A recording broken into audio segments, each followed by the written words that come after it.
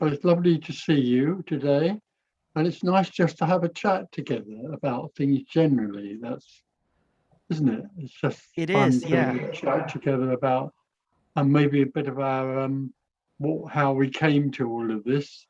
So for you, when did you what was your youth like when you were a young man or a young guy and you went to school and so on? What was all that about, and how did that come to where we are now sitting here? Well, when I was a kid, I grew up in a Catholic home. My mom and dad are raised me as Catholic. They're lovely. They're still together, and they raised us really good. They're good parents, and sent us Yeah, to elementary school and Catholic high school as well. So there was this big belief system, in the Catholic religion. I was one of the kids that was quite, how would you say it, quite good. Talk to Jesus, talk to Mother Mary, and pray the Rosary, and was quite a good yeah, child.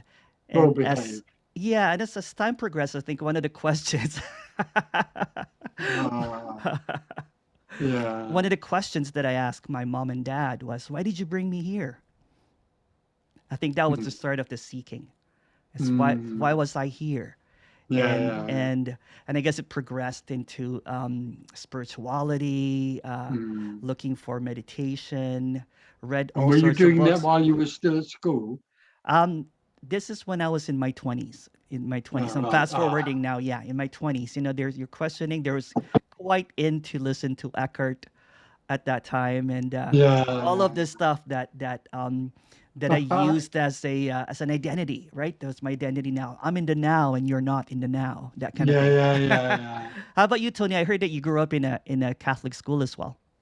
Yeah, I did go to a Catholic school, and I quite fell in love with Jesus at one time there.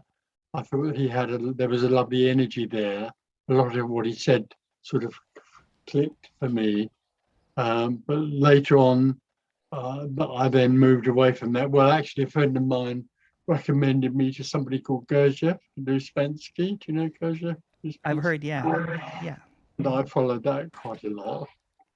But after you, when you were 20 or so, were you still into the Catholic religion, or were you involved in that at all No, anymore? no, not anymore. I think when I was 16, but like you, I was also in love with Jesus. I used to sing to him, Oh, and did you? when Yeah, I I was a little didn't do kid, that. No.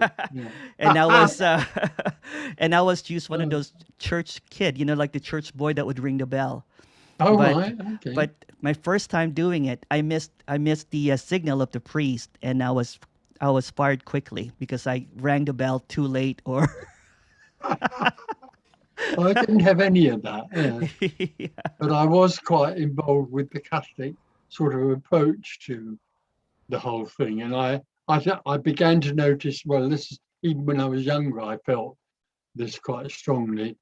There was something very contrary about it. It was all, in a way, dualistic. The Catholic religion is extremely dualistic, as far as I'm concerned, and that's what I came across when I was at school, and that's what I felt there was something unbalanced about it. Did you feel that at all? Or, I did. There was this in loveness, with Jesus and all this kind of mm, stuff, but there were rules about that love. mm, It was a mm. segregated kind of way of doing it, very dualistic, to be able Yeah. to. I guess the innocence was just this loving, in loveness, and then Mm, when the knowing came about the world, I guess there was a falling, away from that, and mm, was seeking for some sort of liberation from that, mm. with all of this, got scared with the hell, and all that kind of stuff, and Yeah. and and that belief Yeah. system, and question. I'm like, there must be, if this was created, maybe hell is also created. Yeah, I had a problem with the Catholic thing about the devil and God, because they were quite opposite and very dualistic again. And for me, I couldn't see how a God could be separate from the devil.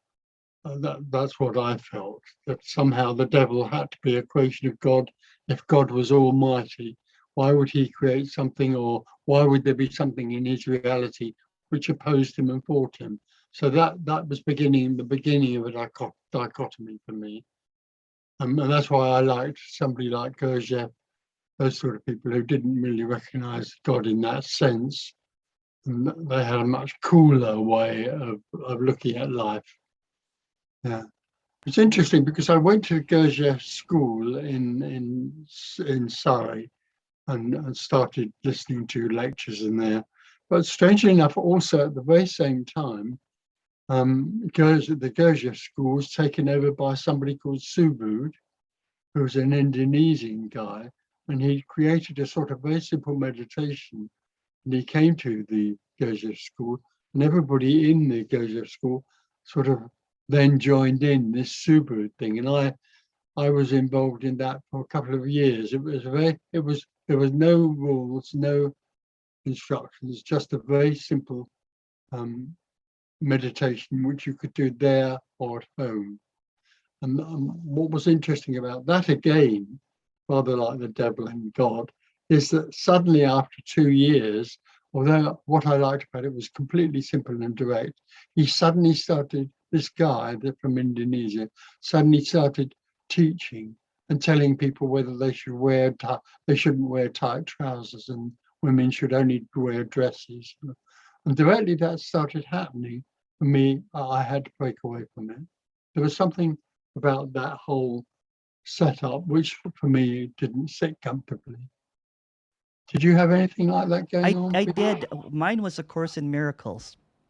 Oh, right. Yeah. I ended up, which was kind of like I thought it was a breakaway. There was a period, maybe in my teens and early 20s, that I stopped believing in God Hmm. Oh, because you stopped stop believing. Yeah. believing, yeah, or Oh, right. questioning it, Yeah. questioning, the questioning. Yeah. Yeah. And then I came across A Course in Miracles, and there was not really a resonance, but there was almost a structure to it that Hmm. I wanted to follow, Hmm. but found it a little bit too religious as well. The words bothered me, and nothing really came out of it. But I did meditate for about 3 years, every Yeah. day, Yeah. following Yeah. A Course in Miracles. Yeah. As far as meditation was concerned, I was much more easygoing or even lazy about meditation. I was never a good seeker. I've never been a good seeker. Well, up until I wasn't a seeker anymore. But I was quite offhand about it all and was not at all disciplined. I couldn't. There was nothing in me that really wanted to be disciplined in that sense. I got the sense from you talking that you were quite rigid about following. Yeah, I was quite being the eldest in a children of five. I had to be the example or something, so I was quite rigid. I was quite did it every day, Oh, um, really? and then at the towards the end of it, I ended up teaching meditation. Oh, Yeah, when I had a glimpse, after mm, meditating, and I saw everything as oneness or something, and I can't really mm, remember. That was a long time ago, mm. and I opened up a meditation center so people can meditate. So I was Oh, being did you? earnest. Oh, golly. Yeah, I was being earnest, really really earnest about this Mm, meditation, mm, because I mm. wanted to have that image, that image or idea that I'm a holy Yeah. being, Oh, right. How which is sweet. yeah, which Right. is Okay. Oh, right. which So is it's the quite a personal thing. You were yeah, possibly a holy being. Yeah. not really a holy being, but something Oh, that there's like a soul or a spirit, that we're all soul, and yeah. this idea, which is basically an extension of the Catholic belief system, the Holy Spirit, all that kind of stuff. So the Mm, dream just became a different dream and a different dream mm, and a different dream, a mm. dream of specialness. Yeah. Yeah. Yeah, Yeah. yeah. Yeah. I sort of broke away from all that, and I was running a business, a building business, quite successfully. And for a few years, I was involved with that. And then later on, I went to something called Mind, Body, Spirit Festival in London. And when I went to the Mind Body Festival in London, I suddenly came across Osho. I Osho, heard about that. Yeah, I've heard that you were yeah. and I was quite taken by that. And when I went to the actual place where they were talking about Osho, the people were selling books and all that sort of thing. I said to the guy there, what are his books like? And the guy running, he said, I've no idea. I don't understand it at all. And I really liked, there was something about that that I liked. I liked the whole attitude of the Osho movement. In fact, it suited me in a way because it was lazier, It but it sounded was like fun. still, but it was also passionate. It was very passionate, but it was quite lazy and easygoing. And so I joined the Osho movement and actually lived in the commune for 3 years. I moved away completely from having a business and all of that sort of thing, a family, which was by then grown up anyway. And I was in the Osho commune in Cambridge for 3 years, and I really enjoyed that. But of course, Osho, as far as I'm concerned, is a teacher, and he was a teacher. And then suddenly, for me, that started to break down. That whole idea that you had to do it, and you had to be involved in this and that, and meditate, and it just again didn't suit me because I felt there was a dichotomy there. And so I moved away from all that. How about you? I Where did you go from there? Well, I ended up, I was the same as you. I was in business, and I ended up giving up the business to be, to lead a spiritual life because that's what you think the progression is, right? Uh, To be, to live, in spirit or all that kind of stuff that, right. ideas about that. So I ended up Mm, doing meditation. I ended up teaching meditation to a lot of people.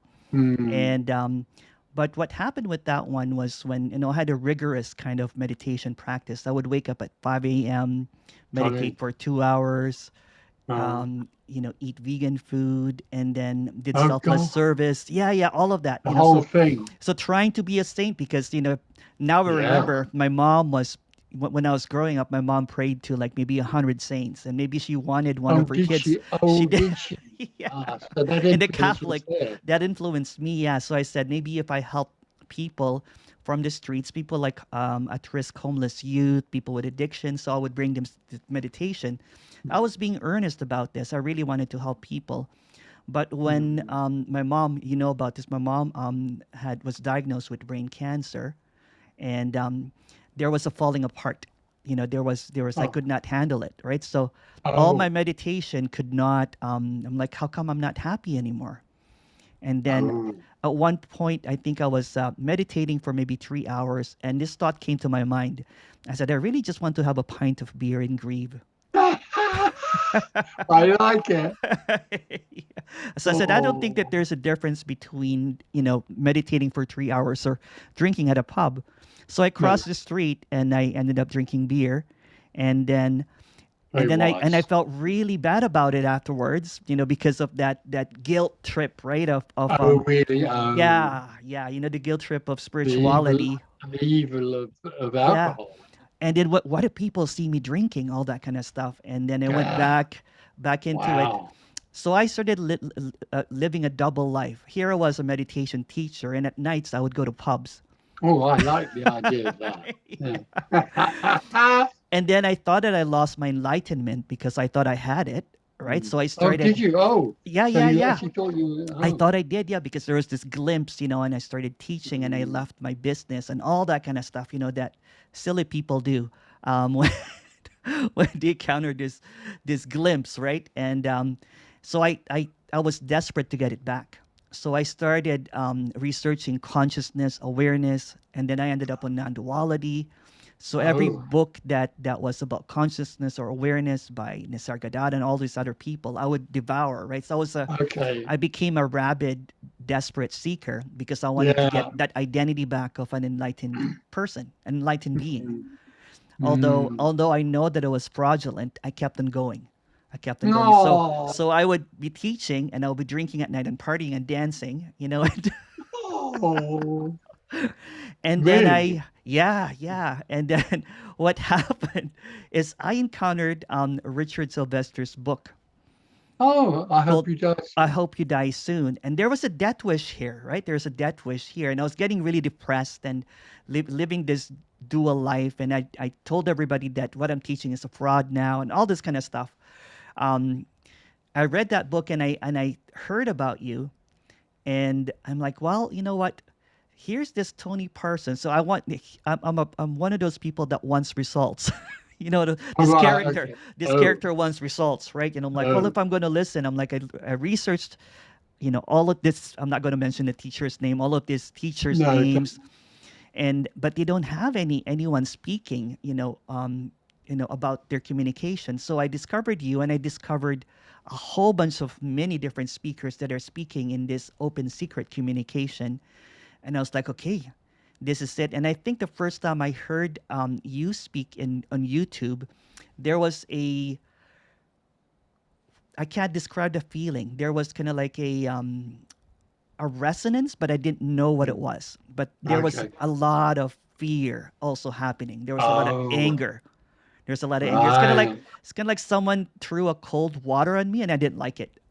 There was a resistance right away, and I'm like, what is this guy talking about? But there was a Right. magnetism towards it. I don't know what was Mm, happening, because after listening to them, I'm like, well, I'll have to listen to the other talks now, until I probably listened to maybe about 20 videos of yours. And uh, and and it was really difficult, because here I was coming from a lineage, because I was spiritual, mm. The having whole all the structure into something completely. oh, it was just, and I hated you at one point, Tony, because Mm, you were talking about something that really challenged everything. And then during that time, I was falling apart as a spiritual teacher, and I was drinking more now, you know what I'm saying, and having fun and DJing now, you know what I'm saying, and all then right.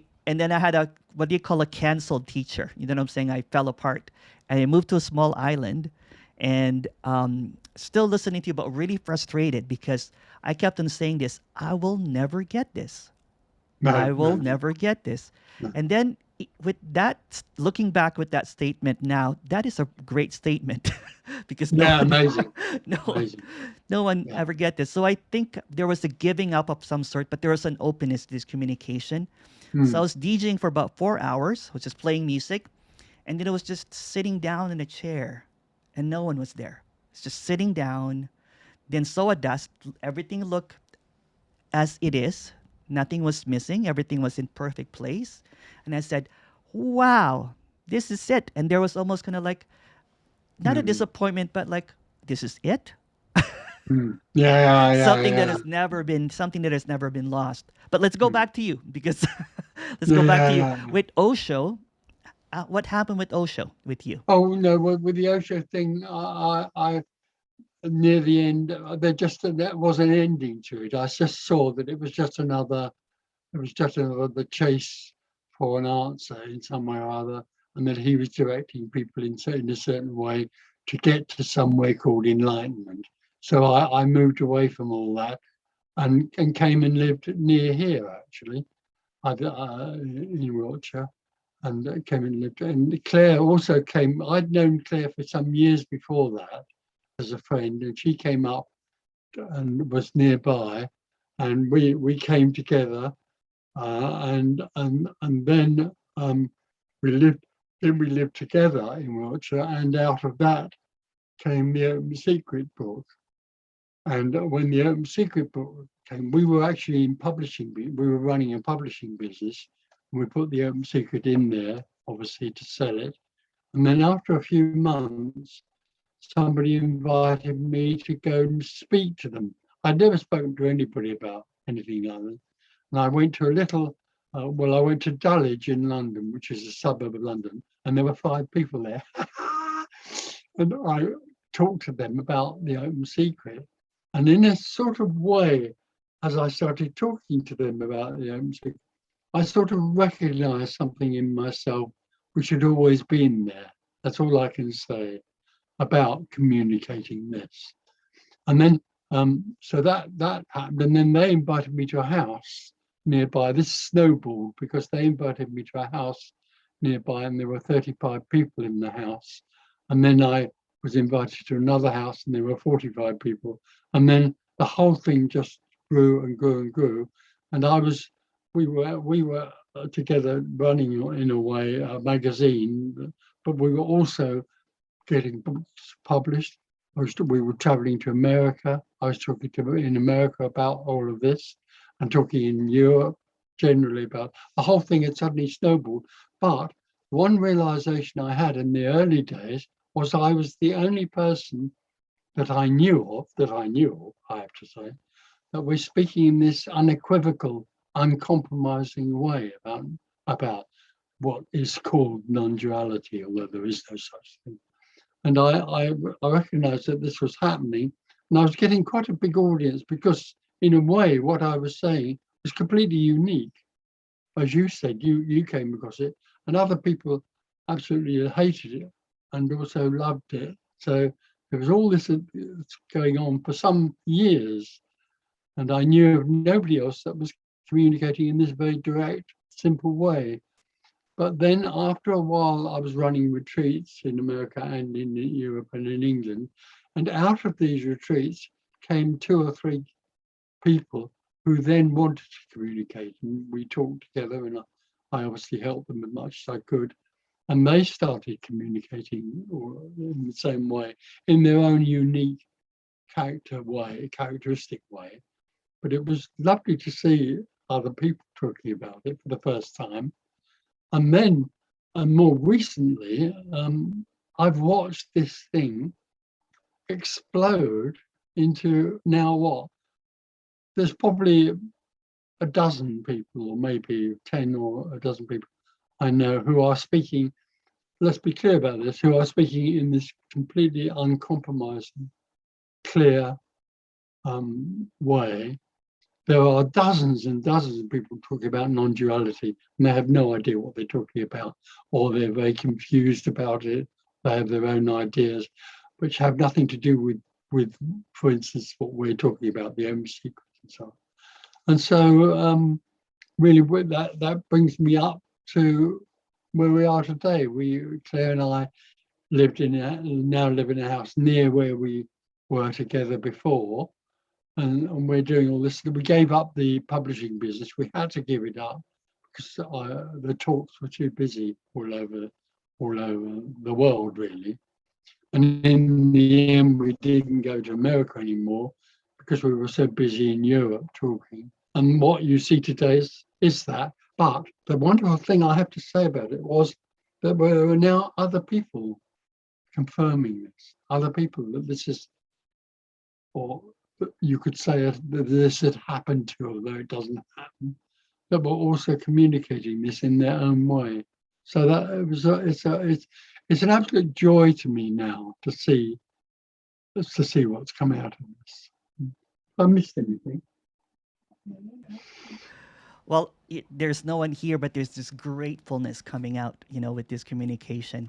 Hmm. It's just something that yeah, it's just coming out, this joyfulness and aliveness in speaking about this. And then when I was seeking, I must have, did not leave any stones, unturned in terms of all like non-duality and all this stuff, Advaita Vedanta, all of the teachers. I must have read like 100 or maybe 500 books about Oh, it, really? just Really? nonstop. Yeah. And then when I encountered yours, not yours, but the Open Secret, it was almost kind of like going to the last house on the block, as someone would explain it. Yeah. And there was no one there. No. And then Really? No. and it's just, I think this communication has never been around. There's no time, but in the apparent timeline, it's only this revolutionary communication has only been around for 30 years. Yeah. The same time that you started speaking about this, Yeah. because I Yeah. can't find anyone No, and that no, it you know wasn't. in I used to write quotes. I used to listen to a lot of the apparent enlightened beings and everything that I aspired to be. And I would write all of these quotes, and I would read these quotes in my lectures or whatever. After encountering this communication, I looked at that quote book, and I basically saw that it was just writings about. It's like Santa Claus wrote it.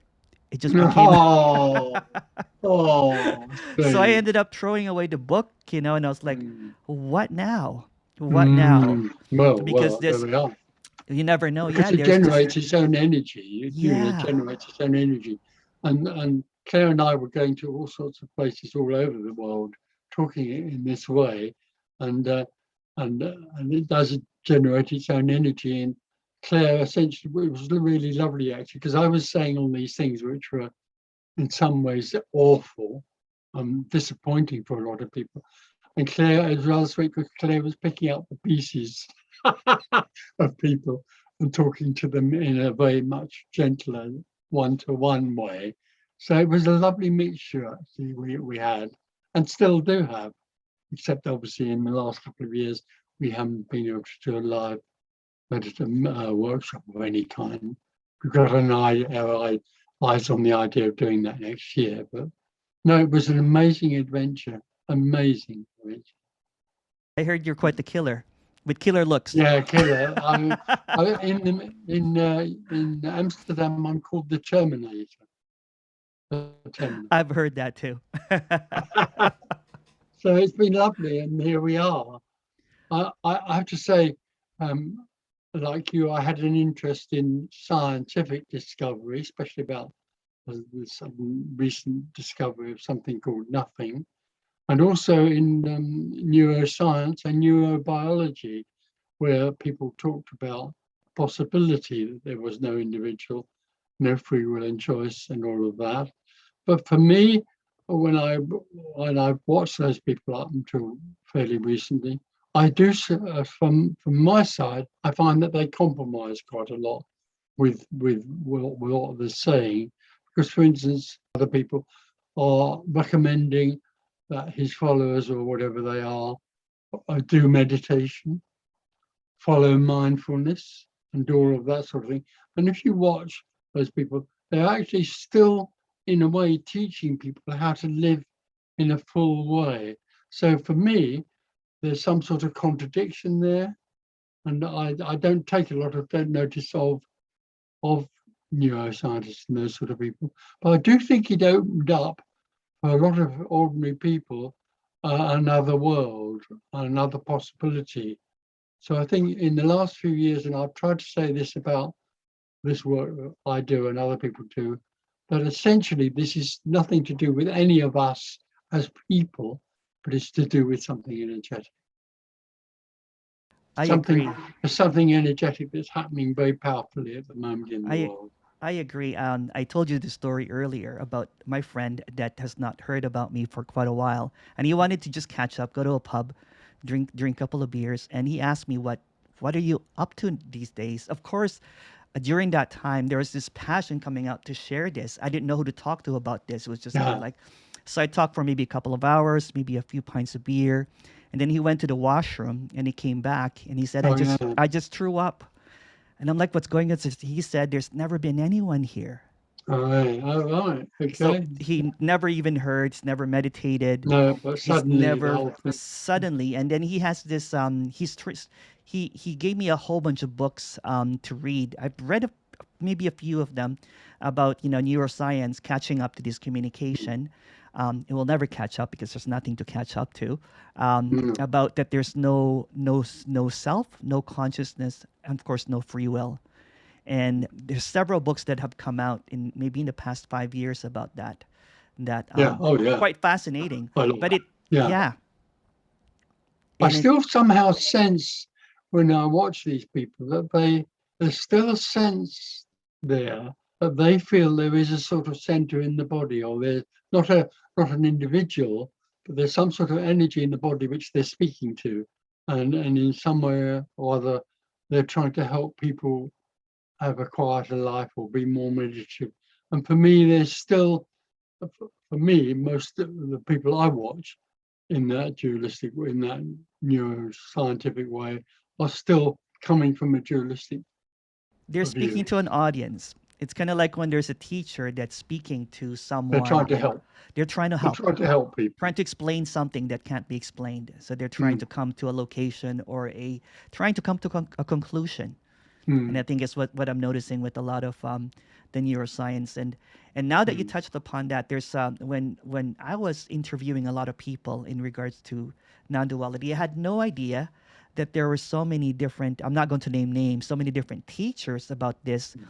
And Mm. it was quite shocking to me. I had no idea because Oh yeah, yeah. some people that would call it non-duality, but everything that they talk about is dualistic. Oh, totally. Yeah. I mean, there are people that, that teach meditations which will take you to the state of non-duality. I've never heard of anything so, well, opposite as that. It's amazing how many people there are out there. For me, I, I'm very safe in saying, for me, there's a handful of people in the world who are coming straight out of this very clear, radical, uncompromising non-duality, and you can virtually tell right away whether they are or not. You can see it or you can hear it. Very few people, very few. Yeah, Um, that's what I've noticed too. Very, very few people speak about this. When the communication is being expressed, mm, I can tell when someone is trying to come mm, from a trying to teach a personalized version of this, mm, mm, mm. because And this trying is to work it impersonal. out. Yeah, Yeah. they're trying to work it out and they're trying to explain it. There's a lot of people who still go into explanation about it in a way that for me is still a path orientated energy, as though they're trying to lead other people and themselves into somewhere. Yeah, I feel that quite a lot. It's quite a temptation to do that. and It's and very, it's very lovely to watch people, especially young people these days, who are communicating this and are not trying to get anywhere at all. And they make the most outrageous statements, which would leave any seeker collapsed on the floor because there's nothing to get hold of. It's gorgeous. I love it. I agree. There's actually so many speakers that have reached out to me now that are not quite out there, but speaks really clearly about this, and it's Mm, quite fascinating just to see this mm, grow in mm. a way that I've never so many. There's I don't want to name names, but No, no, there's a no. lot of younger people right now that are speaking clearly about this with so much passion and aliveness as well. I shared Mm. this story with you when I started sharing this in a live audience. A bunch of people walked out, Tony. Oh, really? Oh, how lovely. That's amazing. When I first started talking, I always remember the story when these people from Dulwich, the 5 people invited me to go to a house. I went into this house to talk, and I sat on a chair, and a Buddhist in full Buddhist regalia with everything came and sat right next to me right at the beginning. And I gave my introductory talk saying there is no one, there's nothing, there's no one to see. And when I'd finished my introduction, he stood up with great, noise and strode or marched out of the room. It was a real performance. And when he'd gone out, somebody said to me, "What do you feel about this Buddhist guy walking out?" And I said, "Well, it's one of the best compliments I've had ever." So that's interesting that a lot of people walked out. I And the do I do find some people get quite angry, not so much more recently. Some people do get angry about it and try to attack it, but it's difficult to attack in a way because there's nothing to get hold of. Mm. and just a lot of confusion. It's almost like the rug is being pulled under their feet over and Yeah. over and over again. It's Mm. just an unbelievable. Live meetings are quite different from Zoom, but Yeah, yeah. I Oh, like yeah. the Zoom too. The Zoom is quite I do. great I too. think the Zoom's all right. Yeah, Yeah, it's okay in its way. yeah. But being with somebody live in the room for me is very, very, very different to even seeing them on a screen. Although you can get a sense of what's going on the screen, there's something about the close energy of someone that's very readable, as far as I'm concerned. Do you feel that? Or? I do, yeah, I do. Mm, Especially when you see faces, mm, looking. Of course, there's no one, just faces looking around, and the interaction and the discomfort sometimes, yeah, is- or the big gaping mouth, like the wow look, kind of like that they don't know what yeah. hit them, or someone trying to leave, looking at the door back and forth. Should I leave now? or, or Oh, someone thinking that I wasted my time, and there's people that are just completely looking at it, kind of like, what is being said here? Everything that all of the belief, it's like an unraveling. Mm. It's like The other thing I do find fascinating is how the mind, the seeking mind, will go on trying to find any way of not finding this, any way of avoiding this, any way of devaluing it in some way or other. For me, I see in people a very strong survival mechanism, which is about I'm going to survive. Me, the me is going to survive this regardless. And I do say, and I still feel people come to the meetings, and a lot of people will open to this, but there are people who will also protect themselves and entrench themselves in their own belief systems more and more. And something you can say to some people there is no one or there is no choice, and they still go on and on, insisting that there is. It's I very, see very that too. strong, very strong energy.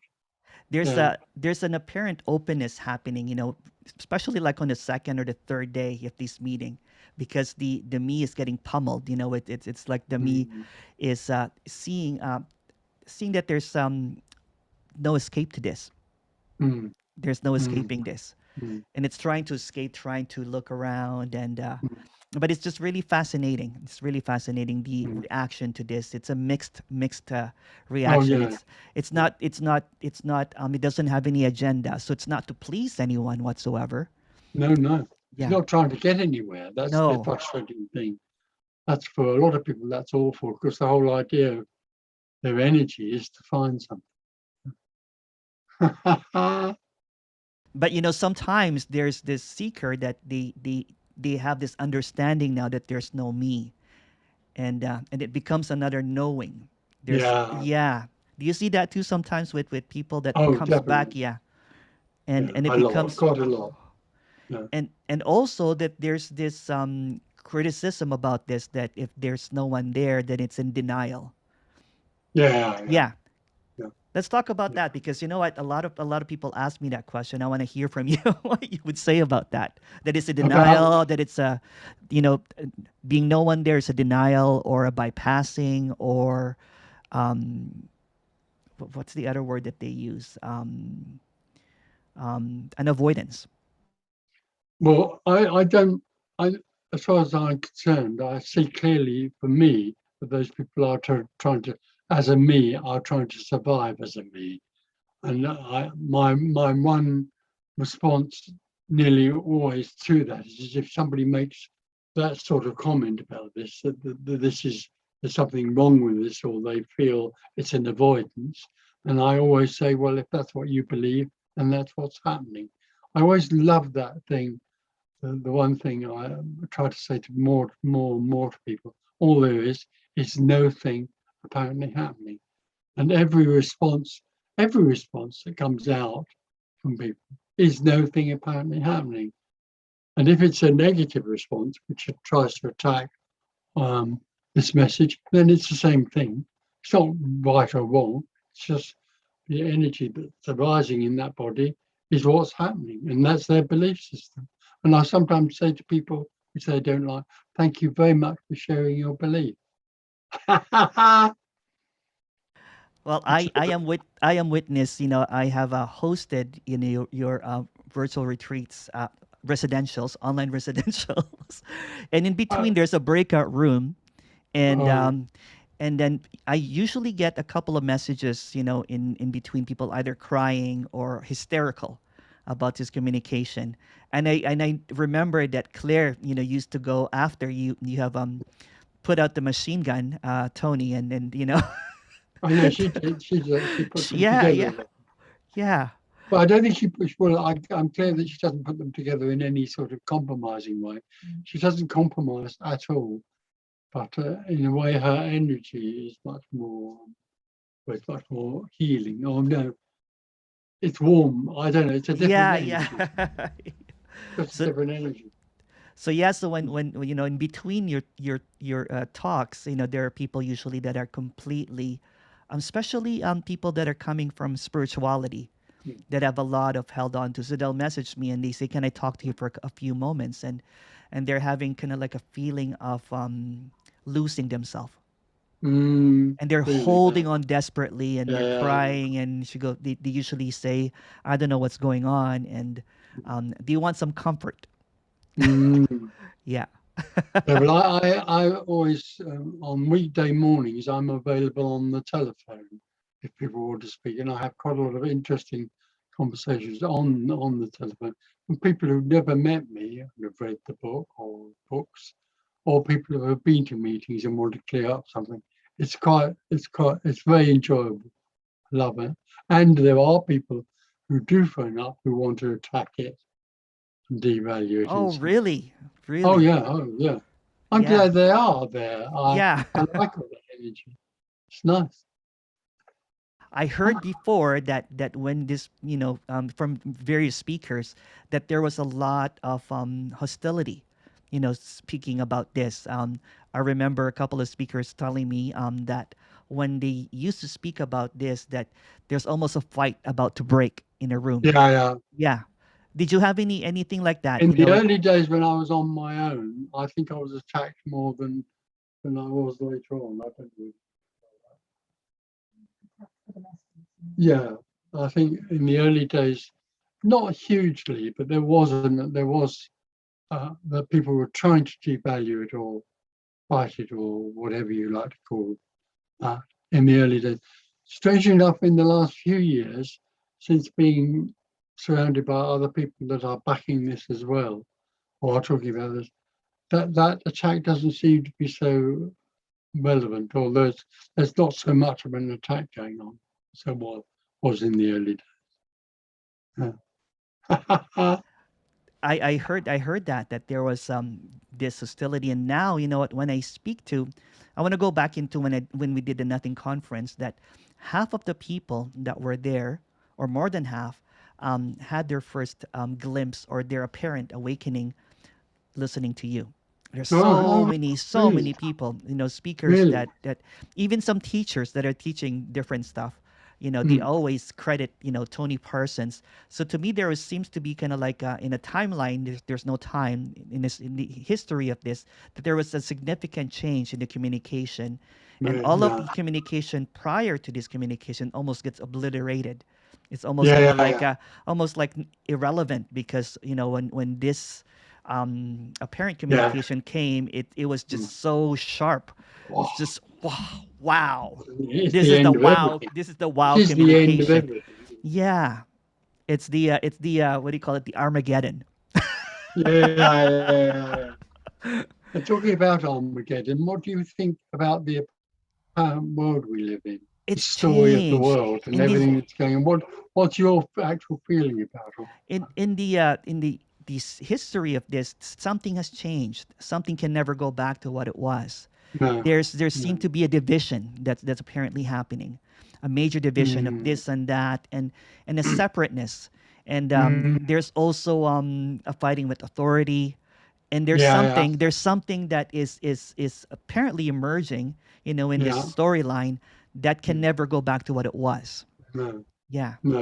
How about you, Tony? What do you think of it? Oh, I think there's been a huge opening and realization that we are not in control.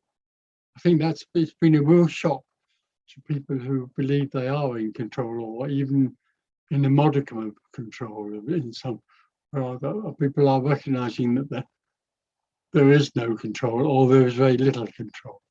And that for many individuals, separate individuals, is quite a shock. I think it's been a major shock in that sense and a movement in that sense towards something more free.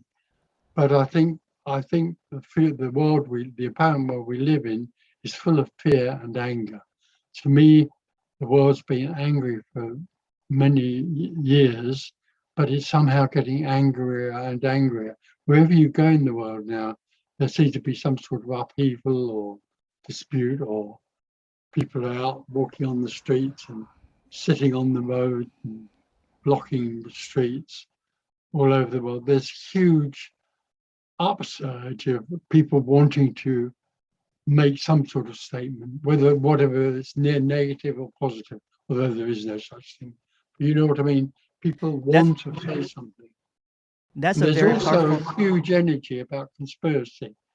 I know a few of my friends, or a couple of my friends, who feel there is a conspiring in all sorts of fields in the world, especially in the pharmaceutical world. There's some sort of theory that the pharmaceutical world want to encourage people having jabs, and so they're possibly discouraging these cures that are coming up for COVID. That's a conspiracy theory, which I'm hearing from several people. I think there's a lot of that going on. A lot of people are worried or concerned about that sort of thing. Yeah, that's a great observation because yeah, it's just this noticing of all of this, anger, energy, and Mm. frustration, and realizing that there's no one in control, Mm. that the I lack of think it's the same. control. So with all of this observation, with the situation with the COVID and the global climate thing, how do you think this is there an openness that's happening? There's an arising of openness to this communication. Oh, no Um, question at all. yeah, I think it's been going on for 20 or 30 years, actually.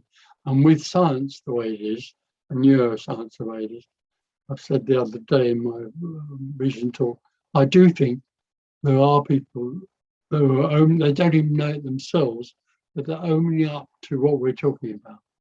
They're opening up to something that's absolutely beyond religious endeavor. And that's happening quite a lot. I think that's very exciting. I think it's amazing how all this has happened and come together with with the way a new opening to something called non-duality. Uh, I think that's very exciting. when yeah, totally, I see that when I was speaking, I realized that there were two sides of the camp, either people believers or non-believers of COVID or whatever, but they were all listening to this. Yeah, yeah, Yeah. yeah, Yeah, there's no division, when people come and listen to this communication, and it's quite fascinating. They bring up all of this stuff, and it's seen as just an arising, nothing's yeah. happening. I think the great, in a way, one of the things that I see with all of this is a complete and utter confusion about the word non-duality, about what it is. There's a huge raft of people out there who actually think non-duality is a something which you can achieve. They believe it's a state, something that you can learn about and achieve. As far as I'm concerned, non-duality is just a term pointing to nothing, Yeah, empty fullness, empty fullness, the that's it. formless form. That's That's it. all it is. It's just non-duality is the formless form, empty fullness, nothing at all, that's nothing and everything. It's not a thing that can be taken up and learned. that's it. A lot of That's people it. believe Yeah. it is. I just got a Zoom from someone earlier today that was getting these sessions from an apparent, I'm not going to name names, but an apparent non-duality teacher that Mm. is offering sessions about clarity. And Ah, yeah. And there's outrageous comments made about yeah. non-duality. It's outrageous. Yeah. As if it's somewhere to get to, or someone will get there. No, no Yeah. question. There's Yeah. no question for a lot of people that it is a something. Or it's something that can be learned, or they made Oh yeah, non-duality into something that is it's a state that can be yeah. experienced.